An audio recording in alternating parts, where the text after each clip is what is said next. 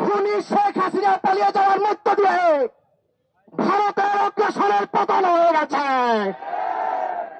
ভারতের কোন দাদাগিরি এই নতুন বাংলাদেশে আর চলবে না। যারা বিভিন্ন ভাবে ভারতের পায়ে তাড়া করতে চান, ভারতের দালালি করতে চান, তাদেরকে আজকে এই সমাবেশ থেকে বলতে চাই, আপনারাও ভারতে বুলডোজারের মতো পালিয়ে যান। আপনাদের জায়গায় এই তরুণদের বাংলাদেশে হবে না। বন্ধুগণ, আমরা দেখতে পেয়েছি মমতা ব্যানার্জি বলছেন যে বাংলাদেশে নাকি শান্তি রক্ষা মিশনের বাহিনী দরকার। মমতা ব্যানার্জিকে আজকে এই সমাবেশ থেকে বলতে চাই, বাংলাদেশের শান্তি রক্ষা মিশনের কোন বাহিনীর দরকার নাই। বাংলাদেশের সেনাবাহিনী সারা পৃথিবীতে শান্তি রক্ষা করে চলে, বরঞ্চ ভারতের শান্তি রক্ষার দরকার আছে।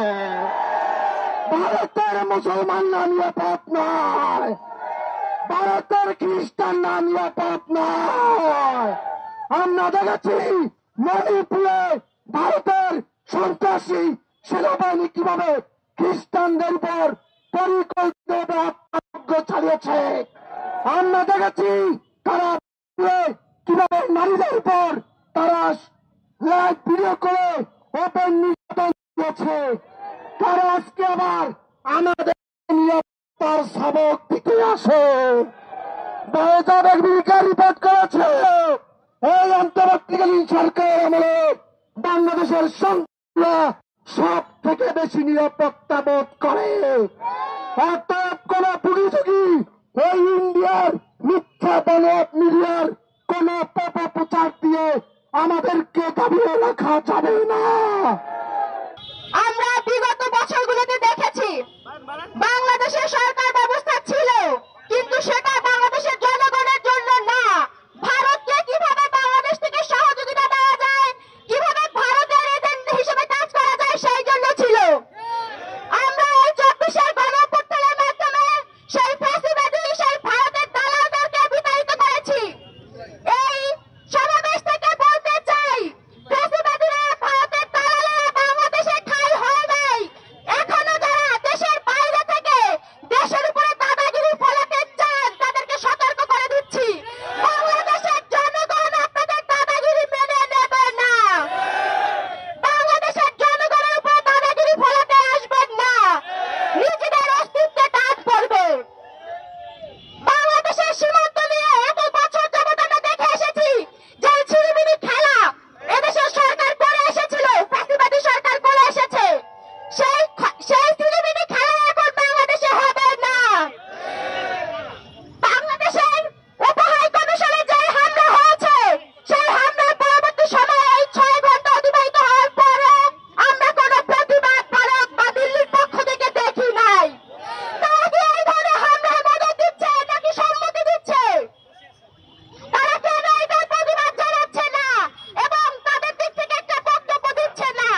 তারা যদি এই ধরনের হামলায় মদত দেয়, তাহলে বাংলাদেশের নাগরিক হিসেবে বলতে চাই, এই হামলার প্রতিবাদ বাংলাদেশের জনগণ চোখে চোখ রেখে দিবে। দাদাগিরি মেনে নেওয়া হবে না। এই বাংলাদেশে আর কখনো শেখ হাসিনার মতো কোন দেশ তৈরি হবে না যারা বাংলাদেশকে ভারতের চাকরে পরিণত করবে। এই বাংলাদেশে আর কখনো কোন শেখ হাসিনা তৈরি হতে দেওয়া হবে না। এই বাংলাদেশে আর কখনো কোন শেখ হাসিনা ফিরে আসবে না। এই বাংলাদেশে কখনো আর আওয়ামী লীগ ফিরে আসবে না।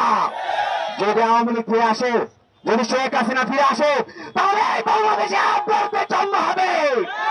এই বাংলাদেশে আবু সাইদরা গড়ে উঠবে। এই বাংলাদেশে আবু সাইদ মুক্তরা 24-এর সৈনিকেরা তারা বারবার রাজপথে বুক চেতিয়ে দেবে ভারতীয় আগ্রাসনের বিরুদ্ধে। আমরা বলতে চাই, আজকে আমরা লক্ষ্য করলাম আগরতলায় বাংলাদেশের উপ হাই কমিশনে হামলা চালানো হয়েছে। এটি সরাসরি বাংলাদেশের সাথে ভারত যুদ্ধ ঘোষণা করেছে। যেখানে আমাদের শান্তি সম্প্রীতি বজায় রাখার কথা, সেখানে ভারত শান্তি সম্প্রীতি বজায় রাখার পরিবর্তে বাংলাদেশের সাথে এমন এক দ্বন্দ্ব তৈরি করেছে, যার কারণে এই বাংলাদেশ এবং ভারতের মধ্যে আমাদের যে সম্প্রীতির জায়গা ছিল সেটি ধীরে ধীরে নষ্ট হচ্ছে। সুতরাং আমরা বলতে চাই, আপনারা দ্বন্দ্ব তৈরি করবেন না, বিদ্বেষ তৈরি করবেন না, শান্তিপূর্ণ অবস্থান করুন। আমাদেরকে কখনো শান্তি শিখানো লাগবে না। ভারত থেকে আমরা কখনো শান্তি শিখবো না। এই বাংলাদেশ সম্প্রীতির বাংলাদেশ, এই বাংলাদেশ স্বাধীন বাংলাদেশ, এই বাংলাদেশ 24 পরবর্তী স্বাধীন বিপ্লবী তরুণ প্রজন্মের বাংলাদেশ। এই বাংলাদেশে গত 53 বছরে ভারত যেভাবে সংখ্যালঘু কার্ড খেলেছে, এই সংখ্যালঘু কার্ড দিয়ে বাংলাদেশের মধ্যে আর কখনো হিন্দু মুসলিম বিভেদ তৈরি করা যাবে না। বিপ্লবী ছাত্র তরুণ জনতা আমরা ঐক্যবদ্ধভাবে বাংলাদেশকে রক্ষা করার জন্য আমাদের শেষ বিন্দু রক্তবিন্দু থাকা পর্যন্ত লড়াই করে যাবো ইনশাআল্লাহ। যদি ভারত কিংবা আরো শক্তিশালী কোন দেশ বাংলাদেশের স্বাধীনতা এবং সার্বভৌমত্বের উপরে রক্তচক্ষু দেখায়, তখন আমরা আবারও রুখে দাঁড়াবো। সংগ্রামী ভাই বোন বন্ধুগণ, আজকে এই সমাবেশ হচ্ছে, আমাদের বিক্ষোভ সমাবেশ হচ্ছে। বাংলাদেশে যারা বাস করে, আমরা এই বিক্ষোভ সমাবেশ থেকে বলতে চাই, প্রত্যেকের পরিচয় এক এবং অভিন্ন, এবং সেটা বাংলাদেশি। এইখানে বারবার সংখ্যালঘু কার্ড খাওয়া চলবে না। ভারতের মোদী সরকারকে বলতে চাই, মোদী সরকার কিন্তু এই গণঅভ্যুত্থানের ফলে উৎখাত করা হাসিনাকে আশ্রয় প্রদানের মাধ্যমে চূড়ান্তভাবে লেজিটিমেসি হারিয়েছে। একটি রাষ্ট্র, সেই রাষ্ট্রের অভ্যন্তরে অবস্থিত বাংলাদেশের high commission, deputy high commission, আমরা দেখেছি কলকাতা হাই কমিশনের সামনে তারা বাংলাদেশের জাতীয় পতাকার অবমাননা করেছে। ঢাকা থেকে কিন্তু পাল্টা স্টেটমেন্ট গিয়েছে। আজকে দেখলাম আগরতলায় যে ডেপুটি হাই কমিশন ছিল, সেই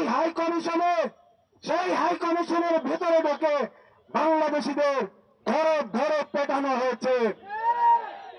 আমরা বলতে চাই, পাল্টা স্টেটমেন্ট যেন বাংলাদেশের এই গণঅভ্যুত্থানকারীদের পক্ষ থেকে না যেতে হয়, তাহলে কিন্তু মুরগির গলা চাপ দিয়ে ধরা হবে।